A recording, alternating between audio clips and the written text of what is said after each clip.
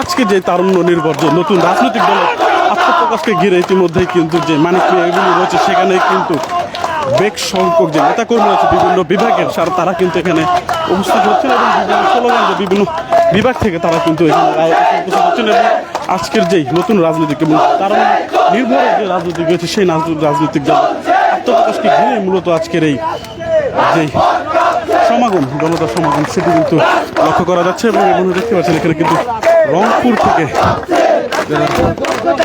জাতীয় নাগরিক পার্টি সেই পার্টির নেতৃত্ব কিন্তু এখানে যুক্ত হয়েছে।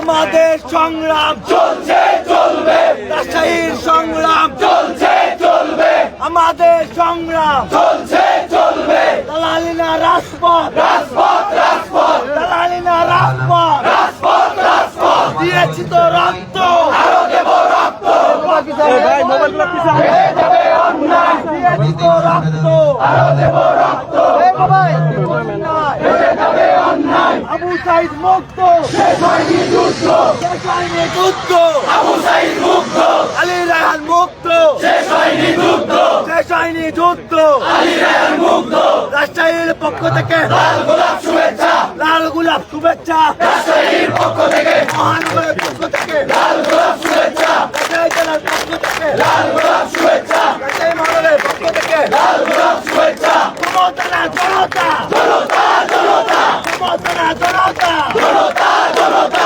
ক্ষমতা ঐক্য ঐক্য ঐক্য, ক্ষমতা ঐক্য ঐক্য ঐক্য। আমারে ব্লক করে দিও।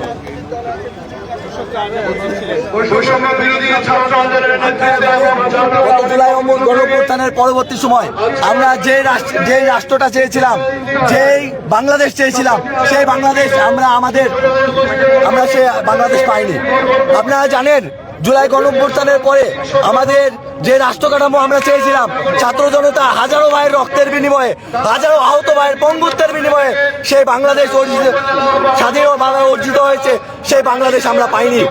আগে যেমন বাংলাদেশের মাটিতে যেমন চাঁদাবাজি ছিল, এখনো ঠিক তেমন চাঁদাবাজি আছে। আগে যেমন বাংলাদেশের মাটিতে দখলদার ছিল, ঠিক এখনো দখলদারি হয়েছে। আগে যেমন বাংলাদেশের মাটিতে টেন্ডার বাজার ছিল, এখনো সেই টেন্ডার বাজার আছে। এই টেন্ডার এই বাংলাদেশের জন্য আমাদের ছাত্র জনতা জীবন দেয়নি, আমাদের ছাত্র জনতা জীবন দিয়েছে একটা সোনার বাংলাদেশ গড়ার। আমরা চাই যে এই নতুন রাজনৈতিক দলের হাত দিয়ে একটি সোনার বাংলাদেশ গড়ানো। আমি এই বলে আমার সংক্ষিপ্ত বক্তব্য শেষ করছি।